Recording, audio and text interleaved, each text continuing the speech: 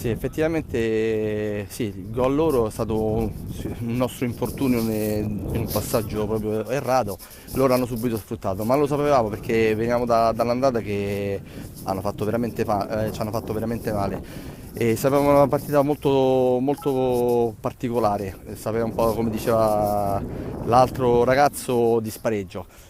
Però al di là di questo per noi sono tutti spareggi, stando così in fondo alla classifica dobbiamo cercare soltanto di combattere in ogni partita e oggi l'hanno fatto abbastanza bene.